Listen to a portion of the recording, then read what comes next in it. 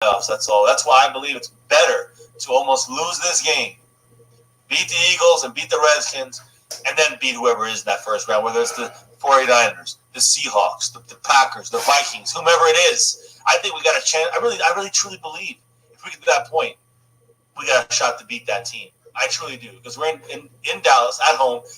Everyone's counting us out, and we have talent on this team and not played like it. So my point is that if we play like it, we definitely can beat anybody in the NFL. That's for sure. Yeah, no, I agree. Let me catch up with you guys. Yeah, no, pretty much the worst case scenario, like the way to end the season in the worst possible way is to somehow stumble our way into the playoffs, lose right away.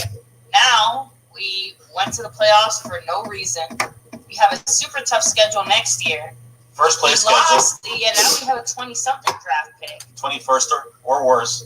And this season ends up being arguably one of the biggest busts in the last 10 years, barring major injuries. Right. That's for sure. Without question, 10 years? I'd say longer than that. Just exactly. I'd say 10 years just because for me, my Cowboy history, my Cowboy history more or less stretches back about that far. So, I don't know, man. Let me catch up with you guys here in the chat real quick as we kick off our roundtable here in a second, guys.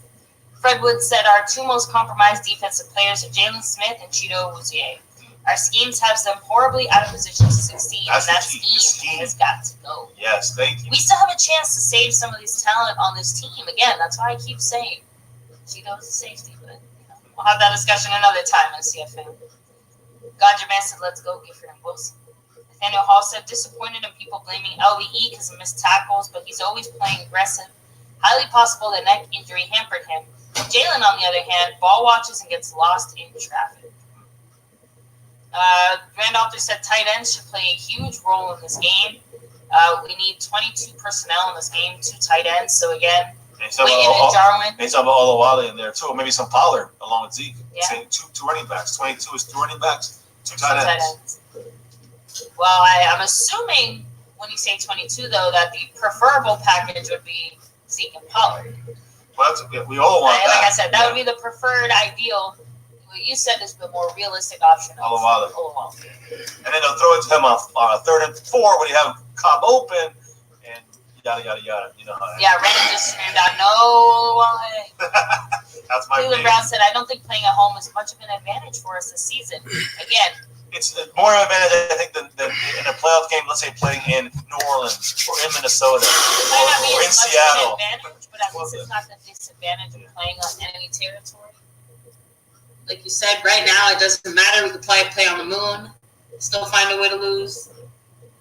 Oh, man. Let me see.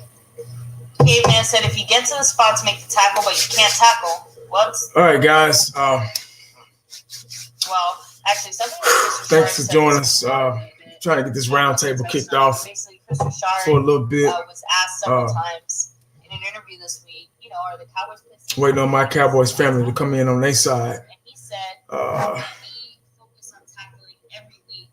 We're not focusing on tackling any more this week than any other. Right. Let me shout out to who's ever in here. Let's see. Every week they ask them. Michael Hooper, what's up, man? Travis Williams. If we don't get the win tomorrow, just win. Jerry Jones. George Bonnie. Sorry if I butchered that last name. What's good? Gotta grab Tremal Kellop. Or learn how to hit a bag. Can a Saints fan join in? Come on, man. What you think? Black Light History. Hopefully we get a damn win. Yep. LBK's finest. What's up, bro? You going? Oh, you going to the game? Cool, man. Shoot. That's good, man. Have fun, bro. Enjoy it. All right, Connor, what's up? Connor, I'm sorry if I butchered that. What up, 19? Let's get the win. I hope so, man. I really do. Adrian Garcia, Skeptical Fan, what's going on? Kyle, what's up? Just waiting on my Cowboys family to get here, man. Just last minute thoughts and opinions and analysis over the game tomorrow.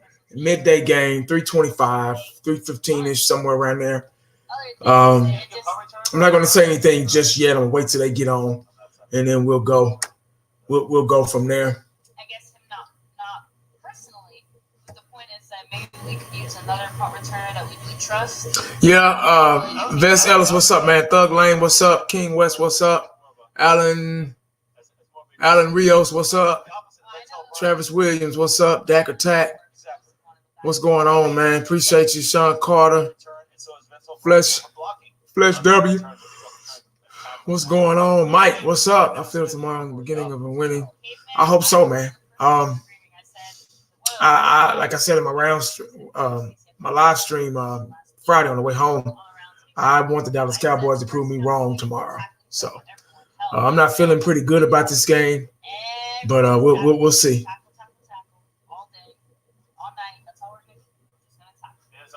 K-Man said, shoot, I make us spend a whole week tackling the dummies and taking it. Yep. Just waiting on these fools. Don't tell me we work on tackling. Lying isn't a good look, Rashard. I don't think he's lying. I just think Cowboys just need to beat the Eagles, Skins. Yeah, tomorrow's a meaningless game, pretty much. But it's still. To do something about it. You still got to go out there and play. You still got to go out there and execute. And the talent of the player. I mean, the Rams are 8-5, so they're a team over 500. So it'll be good we can get a win against them. What the hell?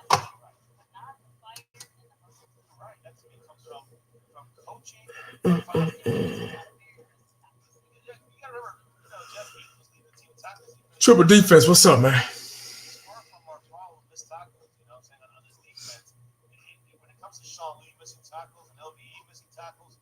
I'm trying not to talk too much about it because I'm trying to wait on them to get going. Gotta give him a shout out for that. Yeah, Jorge taking over that stream bus as we head into this game tomorrow. So last couple questions before we have 1980 Dallas Cowboys 1980.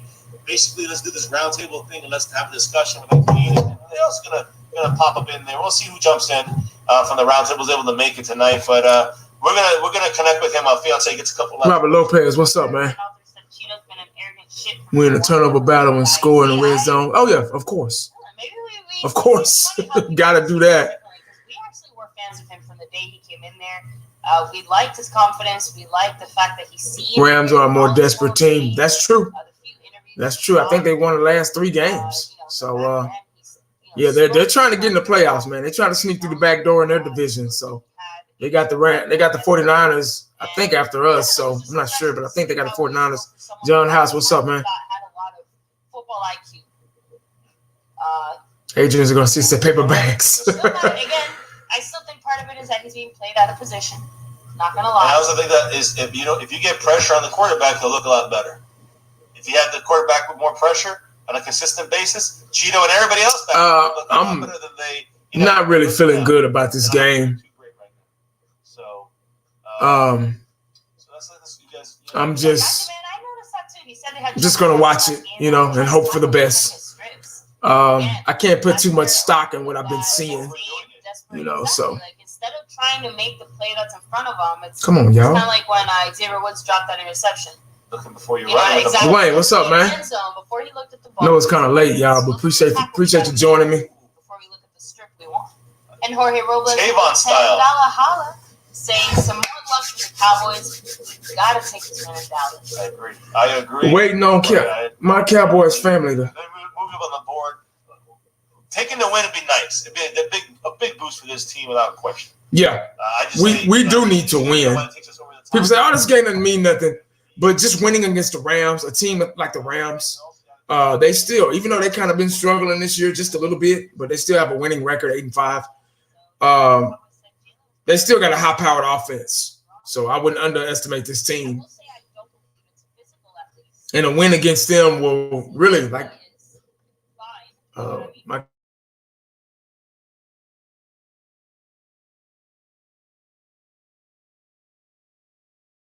The hell? Oh. Seems to be a daily $1 short in a lot of plays. To me, I think it's a kind of a again, it's a multiple year. He said we're gonna die tomorrow. Not feeling good at all. Yeah, I'm okay. I'm a little iffy, man. But the fan in me is kind of getting excited. I mean, LE and Jalen Smith last year. Higher Rumble. Oh, appreciate the super chat, Notorious Drunk. Higher Rumble. We'll see. I don't know. He's a real coach, so I don't know, man. We'll see. Q Childs, what's up, man? I'm just waiting to link up with my Cowboys family. We're supposed to be doing this little mini roundtable tonight. I don't know if fifth quarter and football news is going to be aboard. We haven't heard anything from them, so they're probably busy or they probably asleep. Shit, I don't know. But you see how, when your team is not doing too good, confidence level goes down. Fans don't really want to support, But, we'll see. We're assuming that he would be getting more if he waited it out. If he waited out this year. Now we're not sure about that. So, now he probably would have gotten what he got. Hey, win tomorrow could boost the team's confidence. Yeah. Oh, yeah. That's what I just said. Honestly, one of the fundamental lessons a lot of Cowboy players understand when you rep the star. Yeah, Q, I'm waiting to link up with them. If you play your cards right. Jalen Smith has a good head on his shoulders, a very business-minded man. He's got several investments. He's saying, what's up? Branding and real estate. Yeah, I just kind of started, man. I'm trying to link up with my Cowboys family. We're doing this little mini round table, so just waiting on them. Better by the coaching staff, including not just Richard and Marinelli, but also there we go. So let's get this thing rolling, guys. Let me go in and see this round table. But really, we're going to have, I think we're having 1980 as our special guest for the night. What do you guys say? What's up? What's up? I hear the reverberation. I hear the echo. What's up? How you doing, man? Cowboy Nation, how you doing? What's going on, guys? Sorry I'm a little late. Just had a lot of stuff going on today, last minute Christmas shopping, tired, just all over the place. But I had to say, even though we're all feeling kind of about this game, I feel like I got to say something. The Cowboy fan in me feels like I got to put my 2 cents in, somewhere. I got to get in where I fit in, and talk about this game a little bit. So I guess I'm ready to get started, man. What's going on? What's up? Well, hopefully you found a Cowboys win and you managed to get that under the Christmas tree because that's all I want from Santa this year. Definitely a little bit weird going into this game just because, it's like we said, it might not matter because it's okay. Obviously, every game matters, but the point is that a win or a loss in this game doesn't matter as far as the postseason implications. Yeah, I mean, when it here's the thing, guys. It comes down as simple as this. I said this over at MCF, and I'll say it here again. This game, every game is important, and I know we want to build confidence. I believe this is more fool's gold.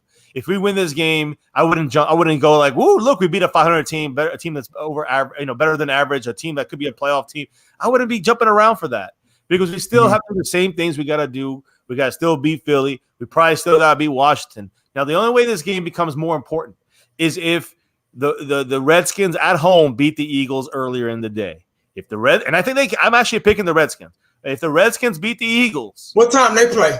They're the early game. They got it early. Okay. Yeah. So if the Eagles lose, and I don't know if they're watching other teams, but I'll be at a Christmas party tomorrow, fiance's Christmas party. So we won't be able to catch that game, but I'll be watching on my phone. You know that. And if the Eagles lose that game, we have we basically secure. We only have, if we beat the Rams, that's why that game, tomorrow's game would become much more important. Only if the Eagles lost. If the Eagles beat the Redskins, everything's the same. I mean, we win or lose to the Rams, it's irrelevant to make the playoffs. As far as confidence boost, I understand people say, well, this is a good confidence boost win or whatever. I think the Cowboys win this game. They go into Philly and we might, shit the bed, so to speak. That's the kind of team we do. We win a game and then we're going to go in a bigger game and might blow it. So I'm not really buying the whole confidence thing by beating the Rams, although it would be good to just get a win, right? I would take it for what it is. There's some good in it, but I don't think it's as important as people might think it is. And again, in the end, we have to end up, unless the Eagles fall to the Redskins, and then we can. If we beat the Rams, then we don't even have to beat the Eagles next week. We can all we do is win one more game. We beat the Eagles, we're in. We beat the Redskins, we're in. Doesn't matter. doesn't matter what the Eagles do. If the Eagles lose tomorrow and we could beat the Rams, but outside of that, if the Eagles win, then the game is almost a glorified preseason game, in my opinion. And the reason I say that is because injuries occur or anything bad occurs to any of our starters in that game, and we go into Philly the next week and we lose that game, the Rams game would have meant nothing. It means nothing. We would be out of the playoffs in the sense of trying to get in to the to the tournament, as they say. Yeah. This is deja vu. Here we go again. Depending on the coattails of another team to lose and all that stuff to get in the playoff. I think Cowboy Nation is getting a little tired of this. I was out today, and before I get there, winning this game, you go into every game wanting to win. You know, I get what you're saying. It doesn't mean anything. Yeah, but beating the Rams to the Cowboys, to us, it's like, of course we're going to say, it doesn't matter. It doesn't, it's no big deal. But we still want to win. I guarantee you everybody sitting on the couch tomorrow are going to be either happy if we're doing good and pissed off if we're not in this game. Beating an 8-5 Rams, a team over 500, will really boost this team's morale, their confidence, because they need it. They just lost 3 games in a row. This whole season has been off of mistakes, just simple, fundamental mistakes. And that's when just like I always say, and I actually heard Shannon Sharp say that. I've been saying this for years, but I actually heard Shannon Sharp say this past Thursday. He said, "What you don't do in practice is what you don't do in the game." And I've been saying that for years, So it's the coaching fundamentals that are missing with this team, and I hope out of the sky, a prayer or something, that they, finally get it together. Now, being here in the Metroplex, you can tell that it's a bad vibe here. Everybody's pissed off. Everybody's upset. Everybody's feelings are hurt. Everybody's out somewhere explaining. I saw Cowboy fans be still sporting the stuff. And I was at Buc-ee's earlier today. I don't know if y'all have ever heard of Buc-ee's. I was at Buc-ee's earlier today, and a lot of Cowboy fans floating through there. And the guy, he recognized me or whatever. Hey, man, I love you. What do you think? I love your show. And, I told him what I thought, and, he agreed. Everybody's saying the same thing about the Cowboys as far as coaching, the leadership, front office, and players not executing. It trickles down to the players. And it was another guy in there talking to the lady behind the counter. Oh, he had Cowboy. He was decked out, had Cowboy everything. And he was explaining. Everybody's explaining. Everybody's in explain mode. Everybody's justifying. There's a justification behind this season because we haven't been doing well. We haven't beat a team over 500. And I said in my live stream yesterday, and I might get chewed out for this, but the way they've been playing, I don't know how they're going to play tomorrow. I don't have a crystal ball. I don't know the future. I'm hoping they win tomorrow. But the way they've been playing, I don't see the Dallas Cowboys winning another game this season. I just really don't. Because, and I hate, it takes every bit of me to say that, but I'm a diehard fan just like you guys, just like anybody else in the comments section. But there's a point, and I know y'all know this better than anybody. There's a point of being realistic. And when you've been seeing something, you've been seeing the same mistakes. See, when you start from, mini camp, 2-a-days, OTAs, all that stuff, preseason, the object of a sport, not just football, but just a sport, is to get better. Whatever position that you're playing, it doesn't matter. You're supposed to get better every week. Now, it's football. You make mistakes. It happens. You lose a couple of games, But look, Baltimore, they've lost, 2 games. But they're playing excellent. You get me? And you're supposed to get better. You're supposed to progress in a positive way. And we haven't done that. And it's the end of the season. I can't say, it's still the beginning of the season. We're in the middle of this is the end of the season. This is where all the teams that are fighting for that to walk through that back door of the playoffs start stepping it up a notch. They really start getting out there. I saw a clip in practice where Belichick was getting on Brady's ass for, calling the wrong play. And they've won 6 Super Bowls, but he's still getting on Brady's ass like he's in high school. You get what I'm saying? So, realistically speaking, when I'm talking like I'm talking now, with the coaching staff we have, the front office we have, and the players that we have, and the position that they're being put in, I just don't see them winning another game.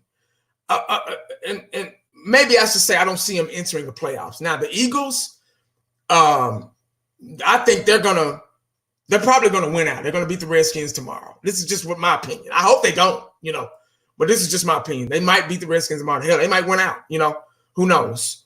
But now is the time where you step it up a notch, and I just don't see the Cowboys. They haven't been able to do it all season. So what makes us think that all of a sudden, this is a sport. This ain't, this is not Algebra 2 or English 4 where you study. And the answers that's going to be on the test and you ace the test. This is off of pure physical athleticism and mental awareness that we haven't had all season long. Yep. You get what I'm saying? So I get it. I get it. Support your team. I'm hoping that the Cowboys shut me up and somebody say 1980, you were wrong, bro. We won. Yeah. I hope to God that happens. I can't blame that perspective because again, you look at Tank and he's saying, I gotta step it up. What the fuck? It's week 15. What the fuck are we talking about? Exactly. It's stepping up. It's been already. And that's why when you say, where have you been stepping? Yeah, but think about overall, he's been playing okay. But my point is this stuff here. Dak said we gotta stop talking. It's about action on the field, okay? And we lost still. You know what I'm saying? The action is still below what we need to win. And what I'm saying is that's what the mindset of this that we have as Cowboy Nation. Like I can see what you're saying about us literally dropping 3 games. I mean, it would not be surprising for us to go on this thing here and go out horribly. I believe we have a shot to do that. If not for the players, talent-wise themselves can maybe outplay the coaching. But this is just the way it has to be. Yeah. It's not going to be anymore that we're going to have to, the coaches are going to help us through stuff. They never have for 10 years. Pretty much never shown that. Now they're going to do it 3 weeks before the end of the season. Like DCFN says, 12 quarters to play right now, guaranteed. That's all we got guaranteed. So, listen, the thing is this, though. I will say this. The Eagles are shitty. I mean, they're just as bad as we are. They have no receivers. They're all injured. They got, Wentz is not that good. The offensive lineman, Lane Johnson, he's out. I think he's out for this game tomorrow. My point is the Eagles are just, they have a trash secondary. They're going to listen. I think the Redskins are going to win tomorrow. And I think that's going to make this game, I guess you would say, more important for the Cowboys. I see what you're saying about needing a win. And see, that's why I'm looking at this as the little victories, right? So if we can get get a couple sacks in there, turnover or 2, get the victory, get a little confidence back, that's the most you're going to get positive from this game, in my opinion. I just don't want the letdown. I'm expecting the letdown from the Eagles then next week after that if we beat the Rams, because that's our MO. That's the Garrett way. And if the Eagles lose to the Redskins, I'm telling you, I get this feeling of being put up as the favorites again and then falling hard. And this is the way Garrett's teams have always, whether we get to the playoffs and fall hard or we miss the playoffs and we fell hard in the regular season, this is the MO of this team. So the confidence is lacking. That's why I believe it's all great. I want to see wins, always the star succeeding. I hear the depression sounds coming from Cowboy Nation. That your story there about talking with Cowboy fans, how we're all kind of in the same kind of mood. Because this isn't a new thing. It's not like this team just woke up this way. It's been this way. But my thing, imagine this for just a second. We lose or win or lose to the Rams, whatever. I'm saying, let's say we get in the playoffs, one way or the other. We sneak in the playoffs 7-9 or 8-8. We get in the playoffs, right? How would you feel? How would this team feel? Beating the Rams would be great. They get a win and they feel good. But how would they feel if they beat in the wild card round at home a 12-win Niner team, a 12-win Seattle Seahawk team, an 11-win Minnesota Viking team, or 12-win Green Bay team. I'm just saying, how would that change the mindset of this team with 3 games to go for that Super Bowl? I'm just saying that's the most hope I'm giving it. I'm letting it ride. If we don't get in the playoffs, we're getting probably a top 12 pick. That's another big thing. We're getting a second place schedule next year, and Garrett's fired immediately. We know this, right? So those are the 3 good things if we don't get in the playoffs. And those aren't that bad. Those are pretty damn good. It's a win-win situation the way I'm looking at this point of the season with the way we've looked at 6 and 7 with a 4,000+ yard passer, 1,000-yard runner. Two. We're gonna have 2,000-yard receivers. Gallup has 905 yards. So it's just sickening that we are 6 and 7 after I just said those stats. With you saying, I'm glad you brought those stats up because Cowboy Nation needs to be reminded that whoever made up this old saying, defense wins games, was a genius, because it doesn't matter if you have the number 1 offense. If you can't play defense, you can't win games, because as much as you're scoring, as much as Dak is throwing the ball upfield, as much as Zeke is eating, as much as long passes as Coop is catching, they're doing the same thing, because our defense can't stop them from doing it. You get what I'm saying? So you can have the number 1 offense, but if you don't have a defense, and that's one thing, and I'm a defensive guy, so that's one thing that scares me. We don't have a defense, and we haven't, like you guys said, we haven't shown it yet. And so all of a sudden you suppose, we're going, what? Come on, man. I don't, you know what? That's an insult to me, because that burns me up if somebody say that in the press conference after a loss, we need to do this, we need to do that. What happened last week, week before, and the week before? Just it's just mind blowing that we're in this position. But I see why that we're in this position, because when you're losing, everything is exposed. Everything that you thought was okay, because going into the season, starting 3-0, we all thought, oh shit, we good. We wasn't saying Super Bowl. A lot of people putting words in our mouths like, we're all Cowboy fans, or they go saying Super Bowl. No, we wasn't saying that. We just happy we had, just like anybody else, we were just happy we had a good start. Like 3-0. We didn't know. You don't know how teams are at the beginning of the season. And we're proof of it. We didn't know. So now everything, we won those 3 games, and here come the Green Bay Packers. We're like, damn, oh, okay, well, that's Aaron Rodgers, he's the best quarterback in football. So, and then we play the Saints. Damn, we should have won that game. Then we play the Jets. Fuck, it's just like, it's just, and then you see the mistakes on why we're losing games. You see the same mistakes every single week. Every single week. That's just like me. It's just like me driving to work, and I have a wreck. And I go the same way. Usually when you have a wreck, you like, shit, I'm going a different way. I ain't going that way no more. Because, you don't want to be in that situation. Or you get pulled over. You're like, oh, I don't want to get pulled over no more. Let me go a different way. Let me change up my route, But I keep doing the same thing. Get pulled over again. Keep going the same way. Get pulled over again. Why is something not clicking, telling me to go another route? This cop keep fucking with me, so let me go another way. That's the way the Cowboys are. It's just like they just keep, like, what are you doing? I mean, but like I said, I watch other teams, and like I was watching the Baltimore game, and and the way they were playing was so exciting. It was so creative, And I was watching Lamar Jackson, and he was swift, he was fast, he was alert, he was and this is just his 2nd, 3rd year. I mean, he's doing things that Michael Vick was doing. Actually, he passed Michael Vick's single rushing, for a quarterback record this season. So it's just And you know what? He also has more yards than Zeke right now. More exactly. You see what I'm saying? So they want to win, and they just do. And they're playing football the right way, and not just on the field, but in the front office. You don't see these guys, owners and stuff, and when we lose or when we win, and I don't care what you talking about, man, because you ain't did nothing. Just sign the checks and move on. That's it. This is going to be and one guy said, he said the Dallas Cowboys will never win a Super Bowl because of their front office. And I was like, damn, that's a little harsh. But I thought about it and I was like, damn, yeah, look how long it's been. It's been 25 years. A lot of these Cowboy fans ain't even been alive that long. It's 25. You know how long that is? Like when last time we won a Super Bowl, I was in high school. I was 95.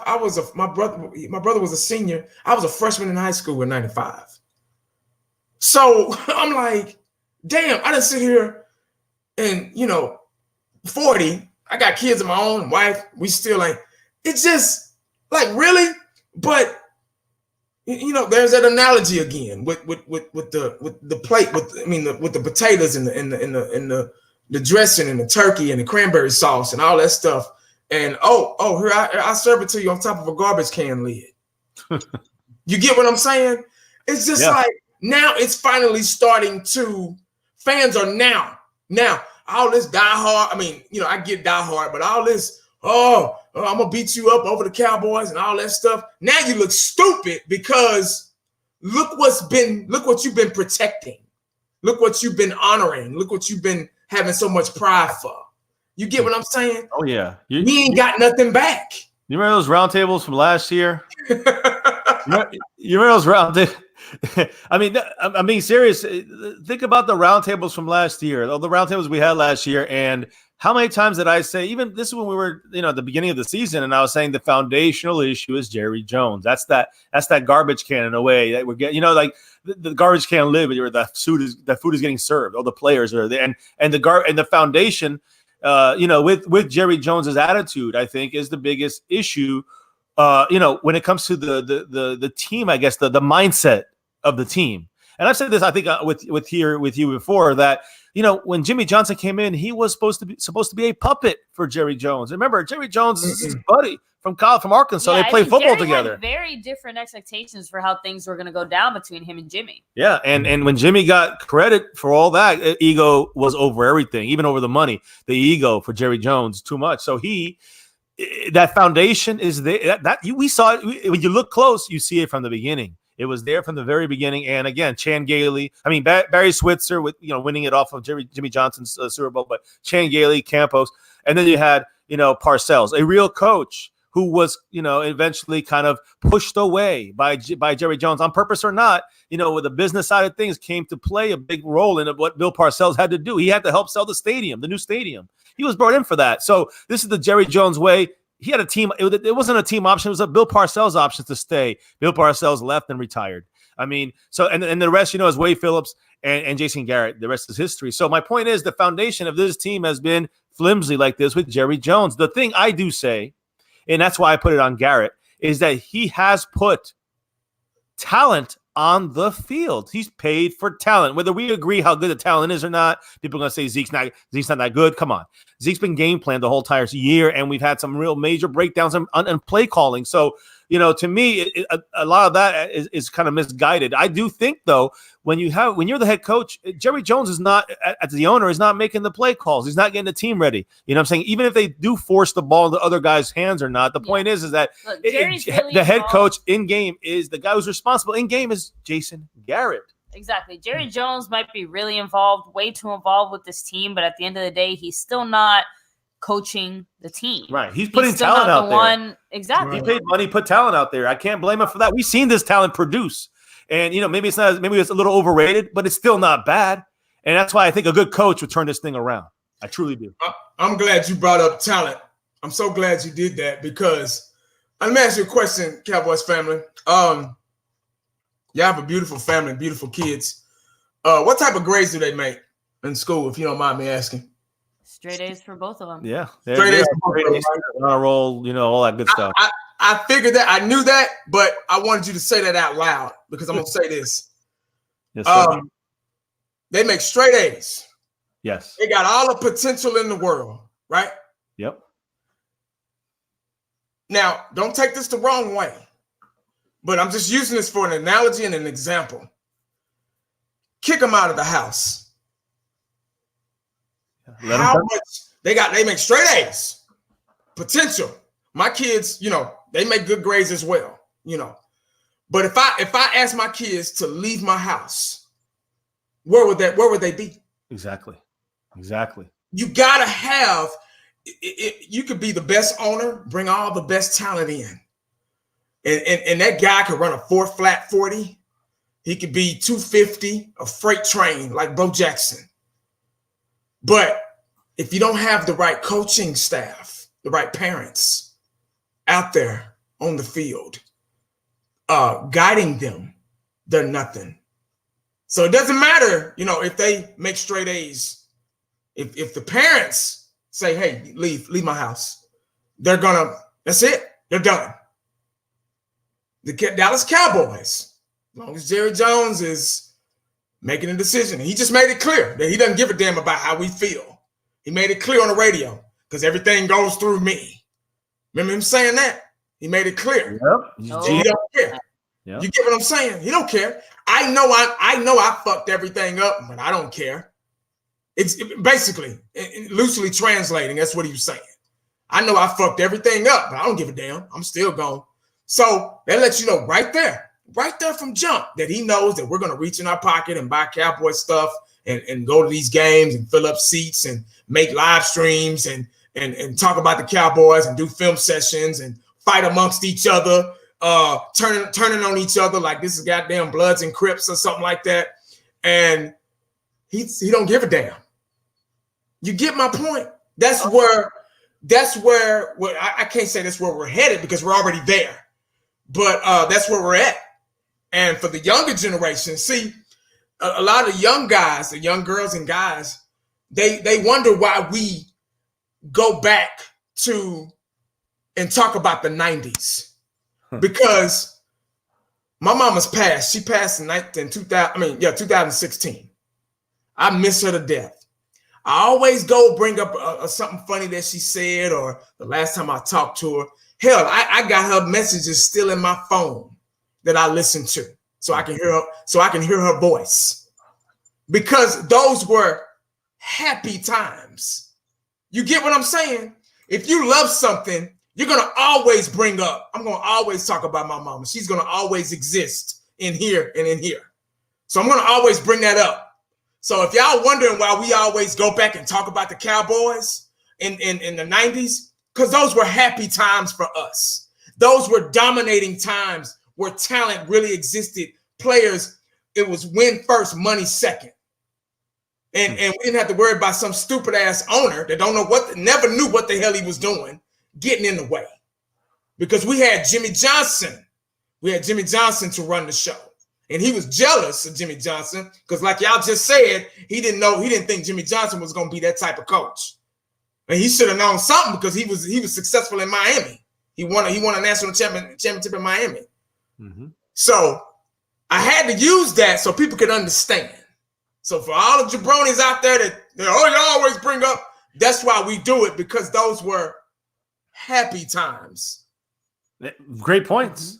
Now, 1980, to kind of piggyback off of your parent comment, you have two beautiful sons. I have a question for you. You've raised them since they were born. Do you have a favorite child? Nah, I love them both. Exactly. So, you know who does have a favorite child, though, and who shows it?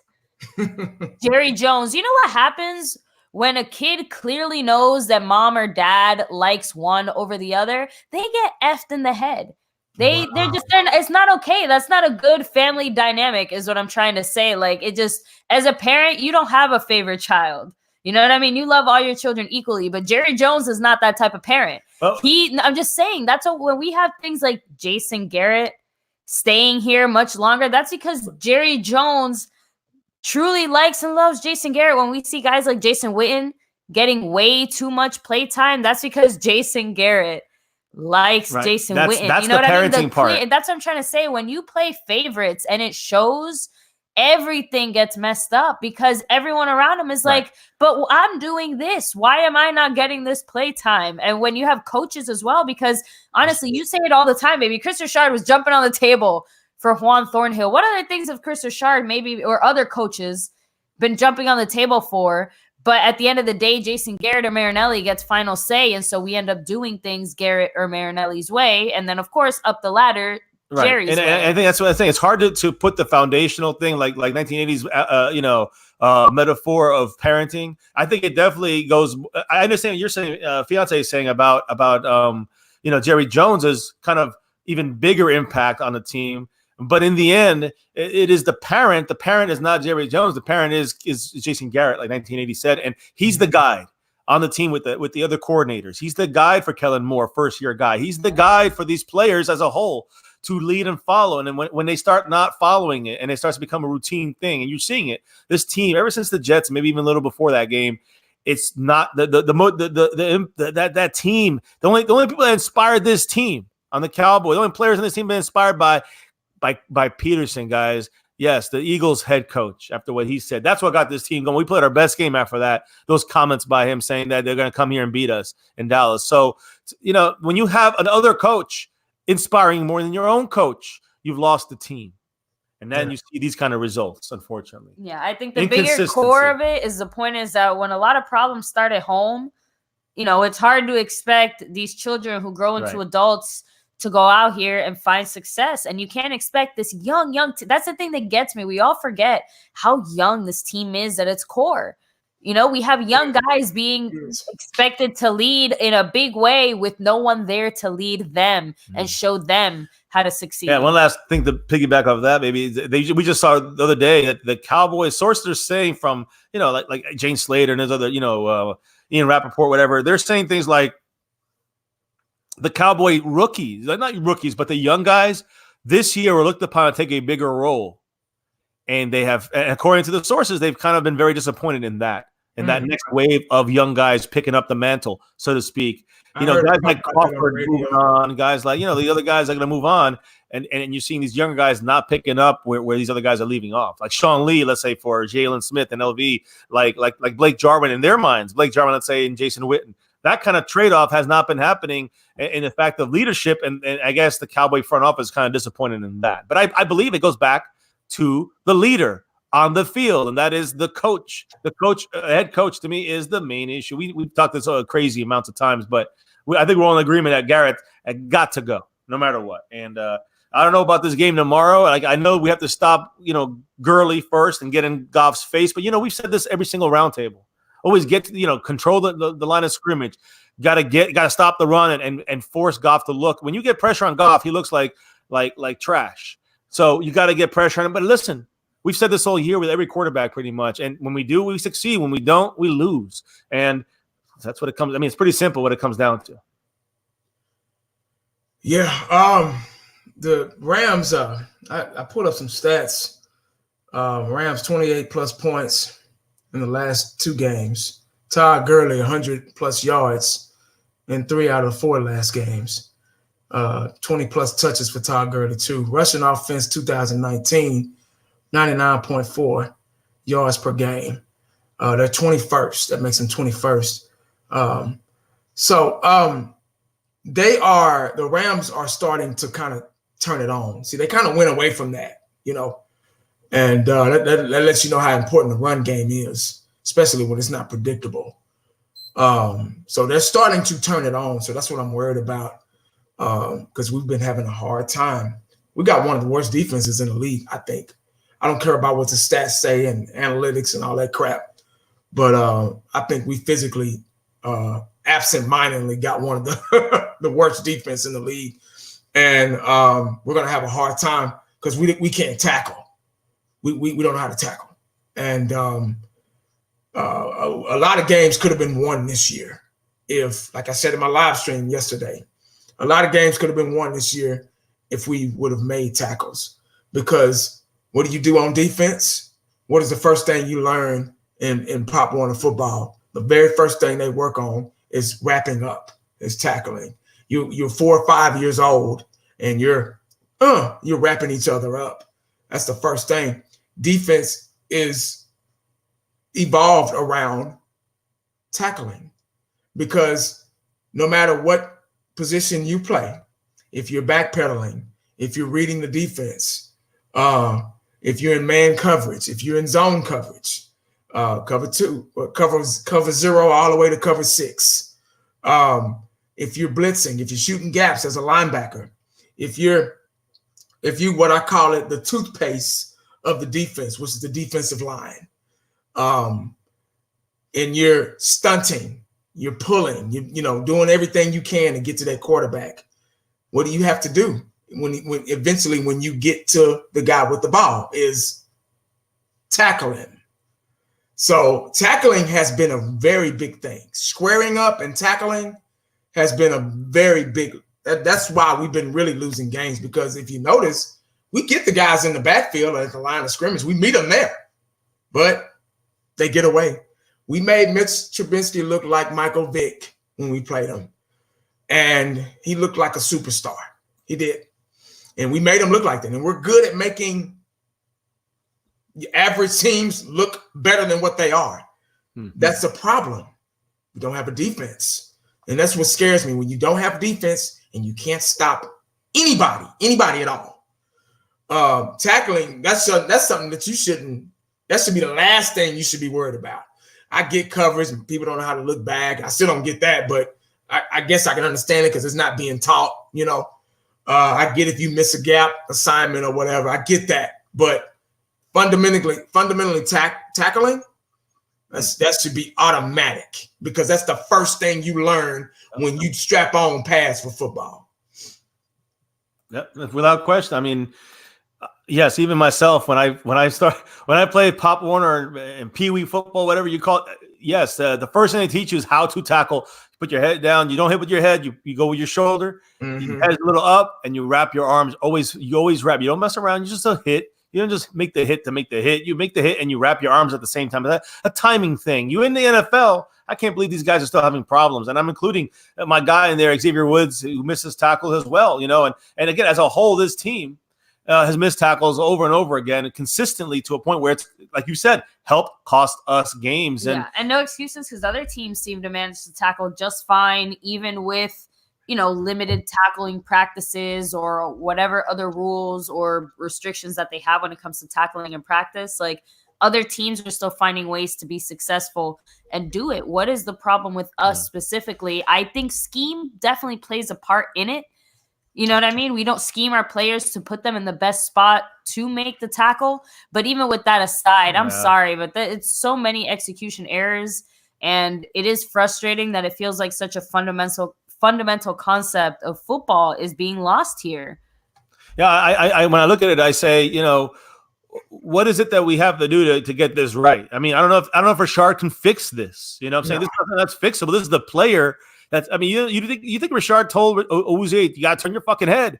I'm sure he did that, but Uzi can't physically do it. He's got an issue with it. So some of this might be the players, like we were talking about the talent earlier. Some of this is a little overvalued. So yeah, some of these guys we got to take a look at, and maybe even go in the draft with cornerback first. But my thing is this: when we're looking at this specific game with the Rams, Todd Gurley hasn't hit 100 yards this year.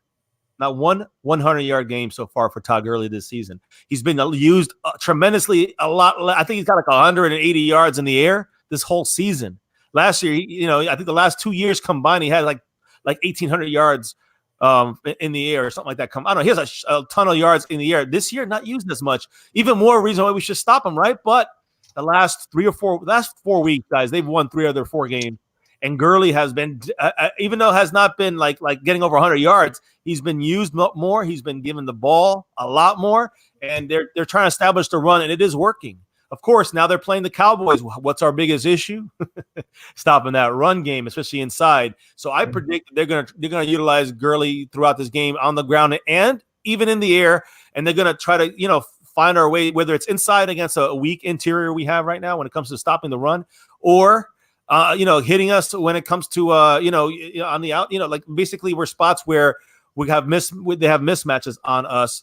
And, Gurley, using our over-aggressive defense, they're going to put him in screen situations. They're going to put him – he can still – hey, listen, I remember when he came to Dallas last time.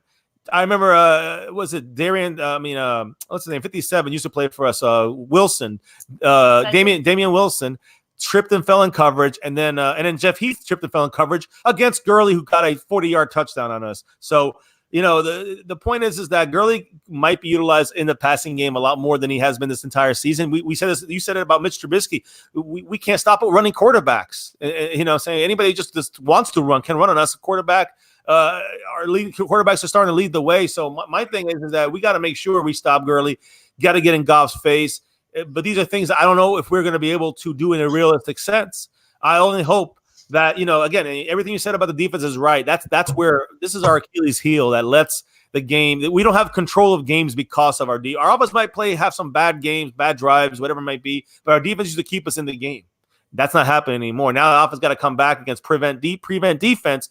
And, it looks nice at the end because it's an 8-point game, but it really was a lot worse than that. And it's been consistently looking that way for the Cowboys week after week. When we see these close games, whether against Green Bay or even the Jets or last week, they're not close. And these are not close endings. It just seems close at the end final score, but they really handled us, in these games. And we just had an opportunity to come back and make a game of it, which is great. But why do that's not a winning team. That's a 6-7 team. My biggest fear heading into this game is that, like you said earlier, Gurley has not had a 100-yard game yet this season. My worry is that this would be the game. Again, especially with Sean. Exactly. Now we have so many issues right now that it could be the perfect storm where, again, I feel like the Rams might force us to meet fire with fire in the sense of, they're going to score. They're going to score a lot. We are going to have to score a lot in return to make sure that we can win the game. I mean, we'll have to see. Yeah. I still have hope, though. Like, even with all these things that we said, there's still a part of me like, but the Cowboys could win tomorrow. Wait, we talked about the defense. What about the? I guess we could round it up with the offense. And I guess you want to throw in special teams in there. I don't know. We have a new kicker in there, Kai Forbath. We'll see. From 45 and in, he's pretty damn good. He actually is only about a percent better when he kicks extra points than field goals. That's not too good at extra points. He's a little scary on extra points and field goals within 45. He's going to probably hit it. Anything, he doesn't have a strong leg though. But like I said, the biggest deal is his name is not Brett Maher. It's plain and simple. We have to move on from him. We have to move on. And I don't know about the offense, but I'm curious to know what you think. We'll talk about it. I guess you give me the mic here back. I don't want to take up too much of the time. Oh no, you're good. I just something different. We'll see. I heard this guy had a problem with extra points, so it's like we're getting.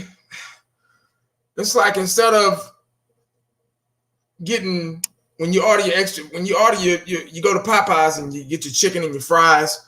With Maher, you just had the fries, but they forgot to give you chicken.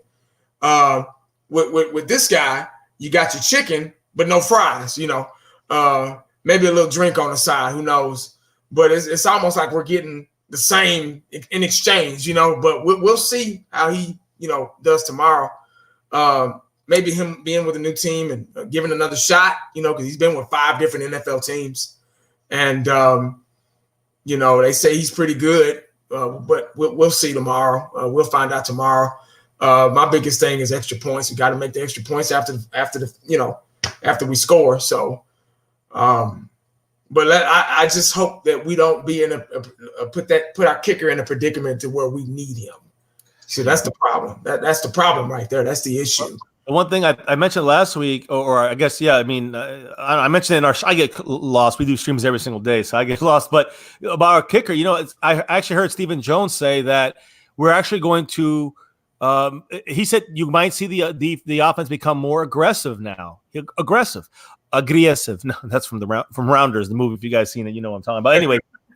No, the fact that the offense would be more aggressive means no more bullshit 65-yard goddamn field goal attempts. No more Maher kicking 60-yarders and trying to trying to say, well, he's hit him from there before, kind of to give the excuse of allowing us to go and attempt such a bad, strategic decision to hit 60-yarders or 57-yarders on a consistent basis. This will force us to maybe go for it on 4th and 4 on the opponent's 40, that kind of stuff. You know what I mean? Or the ball and let's get some good field position, but not give the ball to them at midfield.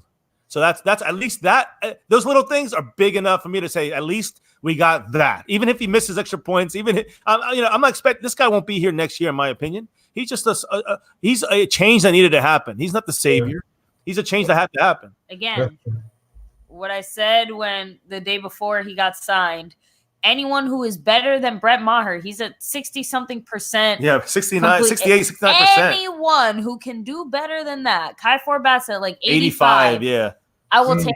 It won't be as good as what we want, but it'll be better than what we had. And at this point, we need all the help we can And his get. name is not Brett Maher. Yeah, that's the changes. Sometimes change can be better. You need to see it out there. Players need to see it. Let's just hope it motivates the special teams. This guy's motivated. He's got a good head on his shoulders. So always when it feels like he's starting over. So that's good for a kicker. A lot of kickers need to change, different scenery.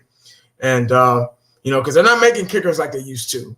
Kickers used to be ice water, Now they just, I don't know where they find these kickers. They just lose their confidence really easy. And, that's it. And once they've done that, you're done. You're done, just like with Maher. But anything, I guess, anything different than Maher is better. He's on the 5th team. Yeah. No. I was saying, he's on his 5th team. But no, I mean, let me do something here real quick. I was just curious more about moving on to the offense, I guess, kind of wrapping it up. I mean, our offense, Dak, Zeke, Mari Cooper, we talked about the stats, right? All these guys, we got Gallup coming up in there with probably 1,000 yards as well. 2,000-yard receivers are going to have 1,000-yard running back, 4,000, maybe 5,000-yard quarterback, and an offensive line who's played, not top 3, but top 10. My point is that we still have an overall. I mean, I'd say tight ends is probably the worst thing, and we got Blake Jarwin sitting there just being, wasting away. So, against this very, very tough defense, they got Aaron Donald inside. They got, of course, they got, Dante Fowler Jr., who's going to put some pressure in the 3-4 defense. He's going to be blitzing. You got Clay Matthews is now on that team. They're actually doing very well. I think he's got like 7.5 sacks for them. You got their defensive backfield, which is, of course, one of the better ones. You got Taylor Rapp. You remember him?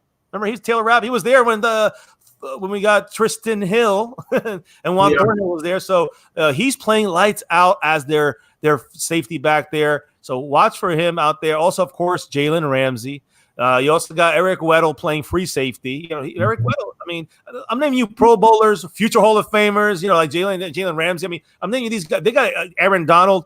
They got a solid ass defense, and they've been playing better every week as they get together. So our offense. What do you think our offense has to do to get through?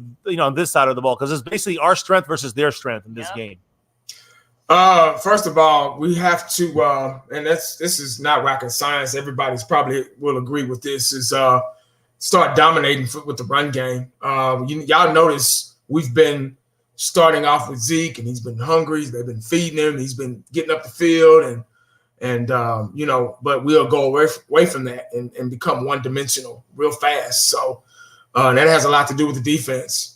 But we know our first drive is really good. But after that, it's like, we don't score into the damn fourth quarter. They just have to be aggressive.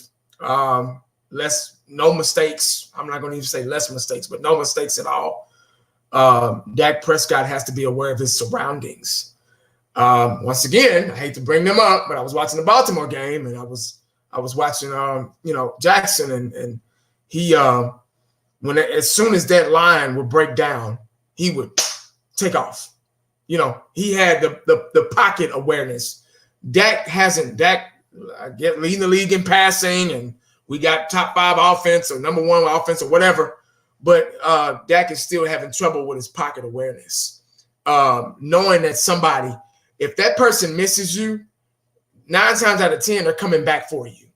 You get what I'm saying? So he forgets when that guy goes by him and he make that first guy miss, he forgets about that guy real quick. And he doesn't have the speed and the agility to get away. I've come to the realization that, we've all been wanting Dak to run the ball. Oh, Dak's got to run. He can't. He's not fast enough. I'm not saying he can't run at all, but he has to have the right block and the right timing to do it. He reminds me a lot of Donovan McNabb. He kind of a chubby quarterback. He could run good enough to get a first down, but he wasn't going to do anything Michael Vick like, He doesn't have the speed to do it or the agility. So we might as well just hang that up, just throw that out the window, because that's not him. Dak is a pocket quarterback, and just in case he'll run it. That's it. So looking forward to Dak trying to run the ball. We might as well hang that up because he doesn't have the speed to do it. Speed kills. You can't teach speed. It's something God-given.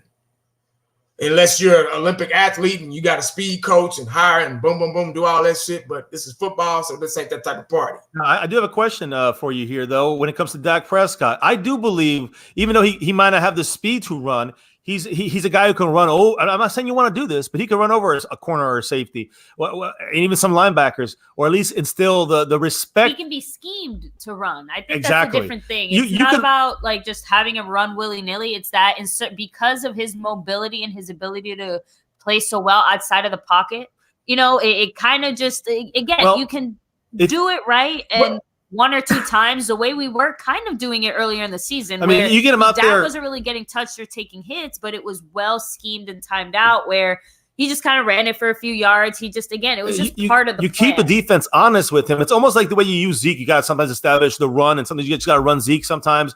You got to sometimes just get Dak out there and give the impression of a run. And I think that's enough for linebackers to start coming up, corners and safeties to creep up a little bit because they know Dak could run. He's shown it early in the year, so I definitely agree with you. You don't just take off and run like Lamar Jackson, who I don't think Dak should do that because, like you said, the speed's not there, the agility might not be there. You don't want Dak getting pounded and getting hurt like that either. So, but I do believe that you get him out there and scheme him in moving pocket situations. We've seen like maybe 5 times the entire season. Misdirection, bootleg kind of pass that he has written down below. Maybe somebody else in the second level, somebody in the third level, and then the option to run the ball as well for a 4-yard gain out of bounds or a 6-yard gain in a slide. You do that, you're not hurting Dak. He doesn't need the speed. To me, I think Dak should be schemed better to give him that dual threat perspective, like that. Make him at least give him the feeling of a Russell Wilson, right? Even though he's not like that, but give him that feeling of a Russell Wilson to the defense. That's how I think Kellen Moore and Garrett have failed him. I think they keep him in the pocket too long and almost chopping away his awareness and to an extent. So I just wanted to throw that in there. I just think there's ways we can use Dak to be more to use basically to open up that dual threat mindset. With defenses, maybe he'll run 3-4 times in a game, but he'll give the appearance another 5 or 6 times like he could run, and then he ends up either throwing the ball or whatever the play calls for. But I wish we'd use him more in that way to at least give the appearance to run the ball more with him. Yeah, that takes good point. That takes excellent blocking, like you guys just said, and I said before you guys started talking about it and voiced your opinion about it. It has to be the right block in the right situation, right scheme. It has to be schemed for, in other words. Dak's very good at that, but I don't think this line can hold up with that. Our scheme is so predictable. They know these teams watch film too. You get what I'm saying? They see how Dak doesn't turn his head. They see that. They see that, he focuses on one guy and, that's it. You know what I mean? I love Dak. I mean, I've supported Dak from day one. You get what I'm saying? So I'm not on here bashing him because he's done some good things this season. He's played a whole lot better than before. Kitna's really, really worked really hard, really good on his mechanics. He's a lot better. I'm not saying he's perfect, but he's a lot better than he's been. The last 3 games, it's kind of hard because everybody's not on the same page. The offensive line, I still don't think this offensive line is 100%. They never will be, but they're not even close. I think in order to get past the Rams, they have to keep the running game in there. Regardless if they stop it or not, they still got to keep their running game in there. And they can't become one-dimensional and start passing on every down. They got to run. They got to get 2 tight ends in there to help out the block. And because I'm telling you, these defenses, they are preparing for Ezekiel Elliott. They still do that. They're still going to do that. They're going to stop him first. That's their number one priority is Zeke, taking Zeke out of the game. And once they've done that, they're good. They're comfortable. You see, when Zeke is running, just like he was against the Bears, first half, oh my God, he was unstoppable.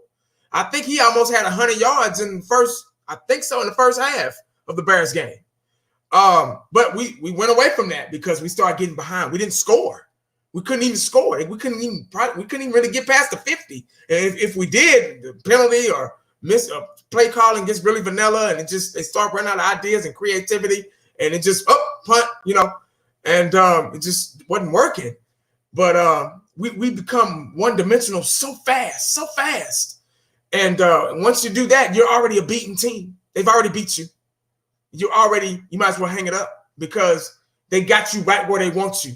You have to continue to keep teams guessing. And the Dallas Cowboys have a hard time doing that. They don't know how to keep teams guessing.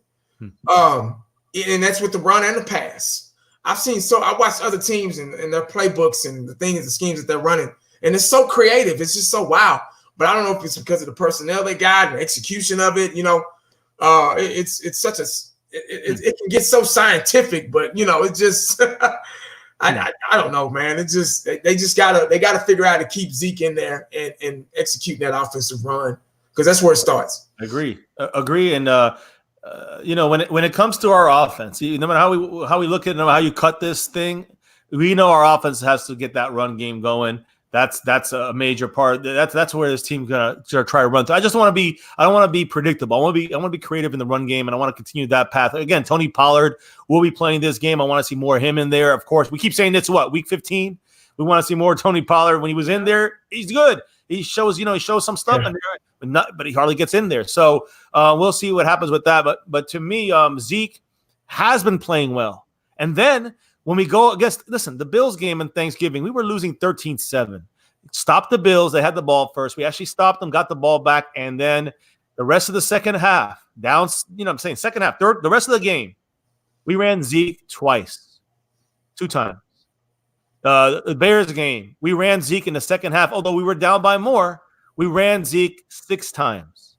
So, a key, of course, is not letting opposing teams, get too far ahead of us. Also is don't shoot yourself in the foot. You got Zeke, run Zeke. Use it. When it's working, use them. When it's not working, like against the Vikings, don't use them. And then, of course, we use them. So, it's like you got to be smart. Like you said, you got to be smart about the way you use the run game, the pass game, the balance of this team. You're going against a defense that is high-powered right now. They are a top defense. I know someone's saying they don't really run the 3-4 as much. I know that with the way that they run there, with Dante Fowler, Clay Matthews, and they run with 4 linebackers most of the time. So I mean, maybe Fowler comes in as a down lineman, but either way, they have a lot of versatility in that defense. They have a lot of great players in that defense, and they're coached by Wade Phillips, who, by the way, the word is that Garrett was the one who sabotaged them. This is per Jesse Holley, former Cowboy receiver. This is per Patrick Creighton, former Cowboy receiver, basically saying that Garrett had vanilla plays when he was the offensive coordinator.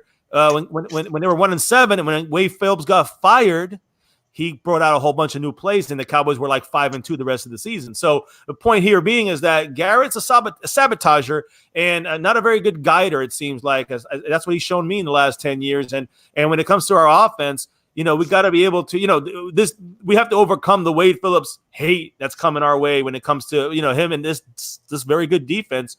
So I think that we have to use Zeke. We run away from Aaron Donald. I really think we got to get not stubborn. Got to get away from stubbornness and ego and arrogance and start running and actually game plan for these guys right. If you're going to try to, remember last year in the playoffs, we ran on 4th down. We ran right at Aaron Donald and Ndamukong Suh on that 4th and short. We got stopped. That's arrogance. That's stupidity. You got to be creative. I'm hoping Kellen Moore can maybe get something a little more creative out there to get those short yards and maybe not run into their strengths of their defense. So, we got to use creativity, got to use misdirection, and we can do some damage on them. I think on the ground, I think we can. And once that gets going, it could open up other things, I think, for Dak at home feeling a little more comfortable. 77 degrees, whatever it may be. It's not going to be like a cold game. So I'm hoping that all things kind of work and maybe the Cowboys can see something come out of this. But like you said, we've seen the track record these past weeks. We know Xavier Su'a-Filo is a downgrade to Connor Williams on the offensive line. We know they still have issues on the offensive line. They haven't been playing the way we were used to these guys playing. So I just want to see this offense just kind of stay close in this game.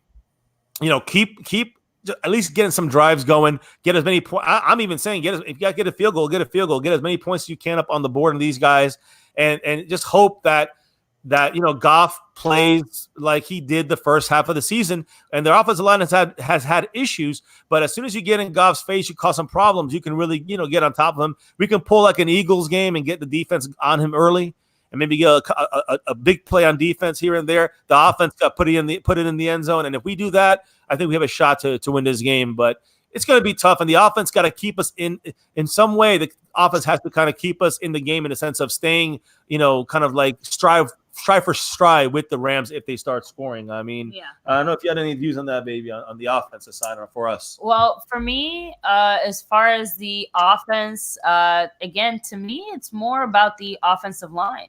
I mean, we talked a lot about some of the overhyped talent on this team, and I'm not saying our offensive line is overhyped. I think they're suffering the most low-key from injuries than any other position on this team. Banged up and stuff. Yeah, it just every single guy on the line is hurt. We had our depth guys hurt. Everybody's been banged up or hurt. Obviously, one of the other things that has hurt us quite a bit is the fact that Travis Frederick, as much as I love him, he definitely has lost a little bit of a step coming back from last year and being out with his illness. It's still, he still should be like the comeback player of the year for what he's done. It's more about comparing just straight up where he was last year and where he is this year. His second level blocking definitely has decreased in effectiveness, meaning going when he gets to the linebackers, he hasn't been able to get out there as consistently as last season. So there's been a downgrade on him. Yeah, so I think overall that has kind of, again, trickled down into the offense where when you have Kellen Moore, who is a younger guy, first year doing this, obviously seems to have an issue executing the run game effectively. You know what I mean? And when you have an issue executing your run game, when you have Ezekiel Elliott on your team, again, that just leads to more and more problems. Amari Cooper, again, he started the season hurt. He's been hurt. He continues to play hurt. So one thing that I am hopeful for, though, as much as the Rams do have quite a respectable defense, you have seen receivers being able to take advantage of some matchups. Again, I think tight ends, Rand Alter said it in our chat earlier today that, lots of 22 packages. Again, you want to see two tight ends. You want to see two running backs. But the two running backs you want to see, it's not Olawale and Zeke. It should be Olawale and Pollard. Again, let's Olawale and Pollard? Sorry. Zeke and Pollard. My bad. There you go, guys. It's 1:30 a.m. here on the East Coast. But no, my point is that Zeke and Pollard are the two running backs you want to see out there. And you want to see, obviously, Witten and Jarwin, but we should see more Jarwin than Witten in this game. Yeah. I mean, I'm frustrated saying it, but Cowboys figure it out by now. The tight end, to me, is going to be one of those, low-key ways to beat the Rams if we want to take advantage of it. And Amari Cooper has had really good home games this season overall. So as long as he's healthy, which this extra 10-game stretch or 10-day off stretch hopefully means he will be at his best. I have a feeling that him and Dak will be able to find that connection because I'm still not hopeful that the run game is going to be what we need it to be. First half of the game, maybe, but we basically can expect Zeke to do nothing in the second half of the game. And why is that? The receivers are going to Why is that? Why is that? That he does nothing because he's not given the opportunity. He has 8 carries in the second half in the last 2 games. You just can't go that way. And it's not like we're down an average of 8 points per half. That's a one score. I mean, it's just it has. And again, all these things when you talk about Kellen Moore first year and all these other issues, why don't we use this guy over this guy or this guy over that guy? In the end, there's a guy who can make a decision to overrule Kellen Moore, and it's his guide. It's the parent. It's Jason Garrett, and he's not doing that. So he's still in the end ultimately responsible, in my opinion. But yeah, I mean, I agree with what you guys are saying, and everything you guys say, making some great points. I just hope that we use Blake Jarwin's in there. I would like to see Jarwin more out there, and when he is out there, he's used more. Like I'd say, about 3/4 of the time, he's used to block. to block, not to catch. So that's the other thing. You might see him out there, but he's probably going to block over Witten, who's going to be going out for the pass, for the reception. So I think the Rams they run a 3-4 defense, and the Dallas Cowboys are very successful at running the ball. The Bears ran a 3-4 defense. The gap is already there because that line, you only got one defensive tackle. So the gaps are already there in the middle. Those linebackers have to come up, and it takes time for them to come up. So they are very successful running against the 3-4 defense. The Dallas Cowboys, we were talking about them being predictable. People in the comments talking about them being predictable on offense, and that's right. They're exactly right. The Dallas Cowboys have to be unpredictable. They have to be. There have been times where we've been predictable, and you still couldn't stop us. So that lets you know right there that there's something wrong with this offensive line and Ezekiel Elliott. The timing is off. They're not 100%. A lot of guys are playing hurt, like Miss Fiance said. It's more than meets the eye with this offensive line, and that's been our problem pretty much. For example, Jordan had his patent fadeaway. You knew when Jordan was backing you in, you knew what he was going to do, but you still had to stop it, and you couldn't. 2016, our line was healthy. 2014, our line was healthy and young, fresh, strong, bright, energetic. That was 2014. So it's 2019 going on 20 now. Father Time has, not been good to him. And 2016, we got Zeke, and he was unstoppable. He's the leading rusher his rookie year. And they knew we were going to run the ball, but they couldn't stop it. They were loading up the box then. They were doing it then. We probably just wasn't recognizing or picking up on it. But teams adjust during games. They've always done that. They've done it for years. They couldn't stop it, though. But now they are stopping us because they know they're bringing up guys, which they've been doing for years. Loading the box isn't nothing new. Dallas Cowboys, when we had Darren Woodson, we used to load the box up with him. He was like a linebacker. It was a 4-6 defense, pretty much, we used to run, just like Chicago Bears, 85 Bears. And so loading the box isn't nothing new. So we just, we can stop thinking, oh, they're loading the box up now. Us as fans are just starting to notice it. You know what I'm saying? So execution has been a problem with this team. Y'all know my 3 things, or 4 really. 3 and out on defense, move the chains on third down, and hopefully we won't see too many third downs. I've seen games like teams, first down, second down, first down again, second down, and score in the red zone. And 4th, penalties. 5th, wrapping up. Wrapping up and tackling can win games. Like, seriously, win games. The Baltimore Ravens, when they had Ray Lewis and Ed Reed and all those guys, Suggs and, McAllister and the list goes on, their offense just wasn't – they had a pretty good offense, but it wasn't just all world. They had Ray Lewis in them, so they defense won that game. So I'm going to be watching the defense tomorrow. I got a feeling on what our offense can do if they stick to it, and they start dominating in the run. And, the sky's the limit for them. But the defense is really going to tell the story tomorrow. If we can't stop them when they get that ball, because we're probably going to get the ball first. The only reason why we'll be getting the ball first because we know we don't have a defense, so we don't trust our defense. So that's why we've been getting the ball first all the time. But if we can't stop them, we're already a beaten team. I like your points there, your 5 points, because 100% agree. Some of these things are on execution. Some of these things are on discipline and getting these guys ready, which is on coaching. So I just think that it's going to come down to, yes, getting the running game going on offense, making sure that, that we get Zeke and Tony Pollard. I got to throw Tony Pollard in there because Tony Pollard, to me, it can change things dramatically in this game. Not necessarily, will he give him the ball or not? It's more him being in the game. The Rams will start shifting and start looking, and because they're going to take note of number 20 when he comes in there. They're already going to be watching 21. So I think that's going to be big, and we get that run game going. That would be helpful. The points you said earlier about the way they run their defense, there's a chance we can definitely, if everyone blocks and executes and does their job, we could start that ground game going and rolling that way. I think everything else kind of will come from that. Dak, has got to be accurate, the usual things. The guy's got to catch the ball. Listen, we have the most drops in the NFL. The most drops, number one. We're number 3 by receiver, number 1 by all players, right? So we got to have these guys catch the ball. Dak's got to throw the ball accurately, and we got to be. It's going to be, to me, a big part of this is not having Brett Maher.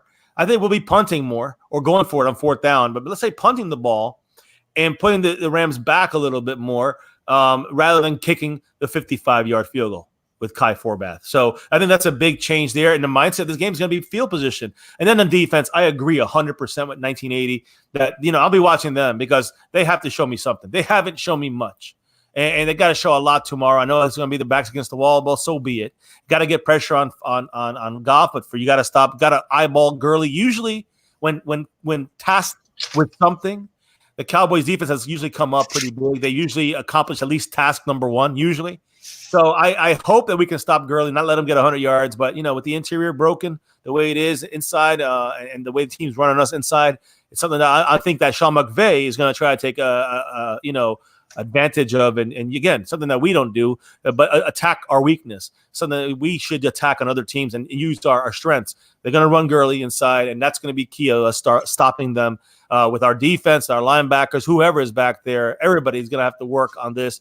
And then, of course, getting pressure on Goff. If they have long drives but get 3 points, that's a win for us in a way.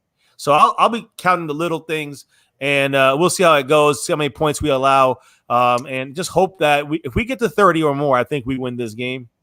That's a magic number for us. And it's just going to be about, I don't care if it's 30-29 and we win, but that's what I hope happens for our Cowboys. Baby, you have any words on our game tomorrow? Any keys, any points, final?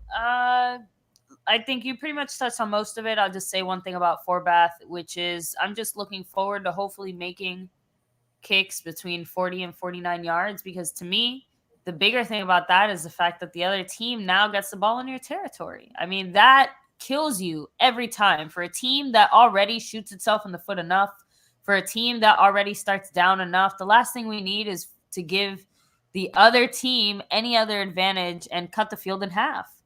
You know what I mean? And also not just losing 7 points because you should have scored a touchdown, but losing the 3 points that you were hoping to get out of it. So, it just little things like that. I want to believe what you believe, maybe in one aspect where you think the Cowboys will be more aggressive. I think they'll regress. I think we're going to see even more conservative Jason Garrett style where, if it's questionable 4th and something, we're going to be punting a lot more. So Chris Jones, I hope you're ready for that. It's just about I do believe field position against the Rams is probably going to be important. I know, but anything over 50 plus yards, between 50 and 55, the Cowboys are going to stop and consider it. They're probably going to give Kai Forbath a chance. But if he doesn't make it, again, Chris Jones is going to punt. Yeah. So it's one of those things where, hopefully Kai Forbath can make it between 50 and 55 enough times. They won't. I don't think they'll even give him a chance unless it's like an end of the half or like a game win or something like that. The Cowboys trusted Brett Maher all the way to the end. Good point. But he had a stronger leg. So I think it makes an overall difference in the way the game is handled. I truly do. The fact that we have a different type of kicker in there, it does make a difference. And I think you'll see some of the effects tomorrow in Dallas there against the Rams. I think the Cowboys, obviously I hope the Cowboys win. I think it's really, I'm going to be watching that early game, and if the Redskins pull off the slight upset, I believe it's not a big upset. If they beat the Eagles, and they'll be in Washington, where again they just lost They just lost to Aaron Rodgers and the Packers 20-15. So it's not a give me game here with Wentz with no receivers, a broken offensive line, and a broken defensive backfield.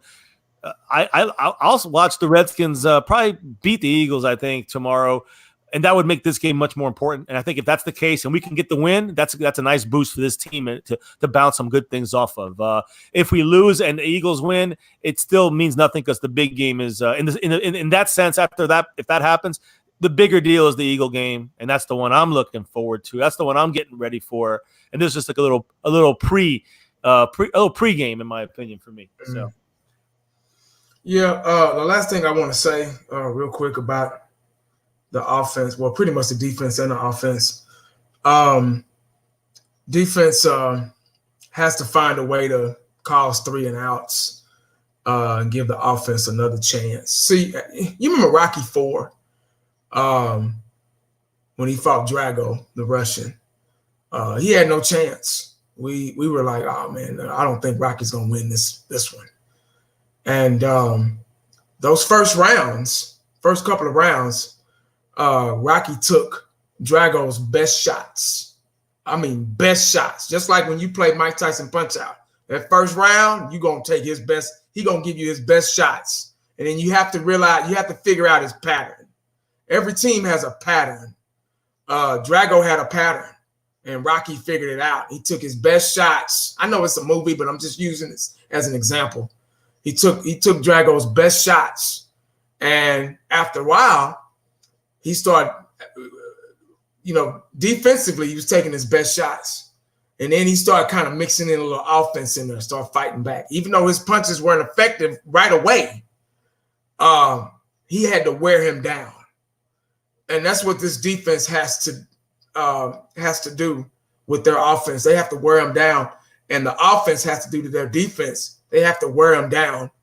That's why they can't give up on the run and start becoming one-dimensional. They got to wear that defense down. Got to wear them down. And I'm just not talking about the Rams. I'm just talking about any team. They got to figure out a way to wear these teams down. Everybody has a weakness. They put their pants on one leg at a time, just like we do. You know what I'm saying? Just like they do. So it's up to the Cowboys to try to figure out a weakness and wear this team down. If you show signs of weakness and giving up, they're going to kill you. That's it. You're done. You're out of here. But I just thought I'd use that as an example because it's pretty much the same thing. Got to wear them down. Can't give up. Even though you're getting your ass whooped, you still got to wear them down. You got to stay in the fight. You can't let that gap get too big. You got to keep that gap just like that. So when it's time for you to come back and when you finally find that weakness, you're right there and then you can pass them. So, but it's up to the Cowboys to figure that out. They have to figure that out. And that's something that you got to dig in real deep. And the Rams are not just an unstoppable team. They have weaknesses. They're just 8-5, so they haven't been doing so well themselves, compared to their Super Bowl run. And what was that, 2018 last year? Yeah. But we'll see, man. But that's all I pretty much got, man. I just I'm looking for a win, but you'll bounce some stuff off of that. I hope so, man. I really do. And we're in the same boat here. I feel that, Cowboy Nation just kind of waiting it out almost, see what's happening. It's again, like some people are saying in the chat. I mean, I want the team to win. That's over everything. Some people say, well, let's just tank it and go get the draft picks. I disagree with that. But I just can't, even though it's 99% logical, 1% of me, that fandom cannot help it. I gotta see this team get a 1 out of 12 chance to win the Super Bowl. I just want to see the chance. I'm not saying I'm expecting it. I just want to have the chance as a fan. Yeah. We can't help. That's the way we live, breathe, and everything. For the star over everything here for our Dallas Cowboys. So hey, thank you for having us on here, and you on our side. Another roundtable. I know we don't have DJ and DCFN Dallas Cowboy Football News, Fifth Quarter Cowboys, but sub up to their channels, guys. Everybody watching on both channels, sub up to those guys as well. Links are down in our description, and I think we usually post it over at 1980s as well.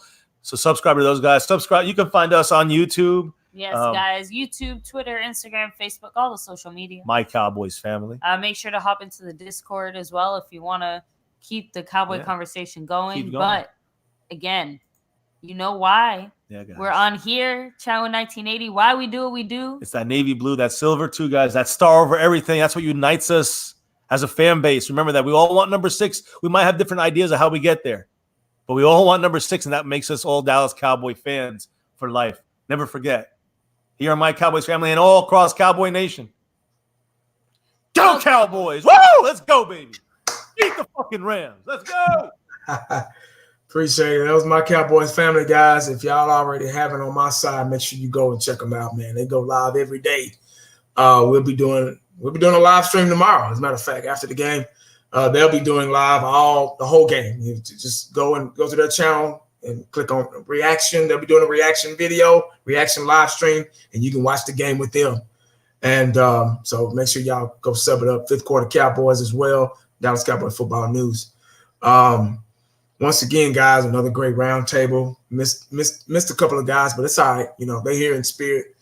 Guys, we got the Rams tomorrow, so let's see how this is gonna iron out.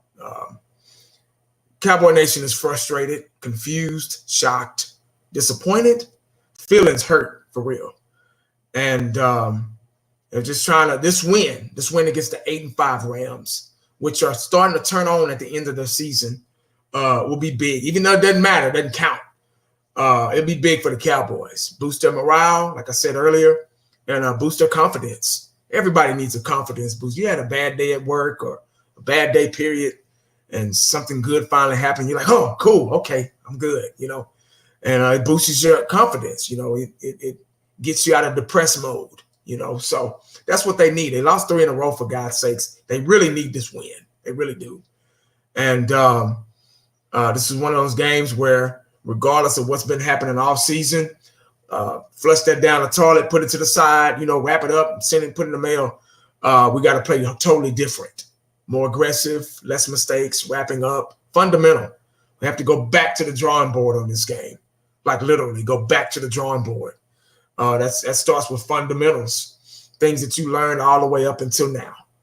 And the problem with the Dallas Cowboys, like Jimmy Johnson said, is they have a sense of accomplishing something without even accomplishing it, a sense of winning without winning, because they're getting these big contracts. This is the problem with the new generational athletes, the new babies that's in the NFL now. They're getting paid without winning Super Bowls. Back then, it was the other way around. You win a Super Bowl, you win first, then you ask for your money. That's what Emmitt Smith did. Won a Super Bowl, was the leading rusher. Say, hey, man, hey, Jerry, what's up? You know, I did what you asked me to do. Where's my money? Jerry went ahead and he fought for a little bit, but he went ahead and gave it to him because we wasn't nothing without Emmitt Smith. We wasn't nothing without the triplets. So it's a new generation of football now. They're winning without winning. Us as fans are prideful. We want to win a Super Bowl. We want to get that 6th ring. So we're more upset than they are, because guess what they do when they lose a game? They're getting in their Ferraris or Lamborghinis and they're going to their mansions. You get what I'm saying? We're going to our regular jobs. You know, not hating, not jealous or anything, but that's just the reality of it. So with materialistic things and money and all that stuff that makes the world go round and makes us happy, that's the happiness that they're getting. Back in the day with Jerry Rice and Michael Irvin and all those great players, they were happy winning. They didn't care about that stuff. All that stuff is going to come. They knew that stuff would come eventually. They didn't care about it. You know, they cared about winning. That's what it was. They wanted to be the absolute best. They wanted to solidify that they were the absolute best at what they did. And Steve Young said it best. They had won a Super Bowl. They had beat us. When they beat us in '94. Steve Young went up there to clean out his locker with a couple of guys getting ready for offseason, getting ready to go on vacation. And you see Jerry Rice out there running routes, getting ready for next season. Just won a Super Bowl. So that's the difference between now and these new generational players. That's all they care and they think about. That's part of the reason why we're in the predicament that we're in now, along with Jerry Jones, you know. So that's a bad mix. It's not going to taste too good. You get what I'm saying? So in closing, with that being said, I'm going to get out of here, guys. I appreciate y'all joining us, man. Once again, my Cowboys family, 5th quarter, Dallas Cowboy football news. Thank y'all for what y'all do. And God bless everybody in the chat. See y'all tomorrow. Make sure y'all join us. Halftime spiel. My Cowboys family, they'll be live. So everybody on this channel, go to their channel and watch the game with them. So make sure you stay cowboyed up. Never know what the day is going to bring you. Holla back. We out.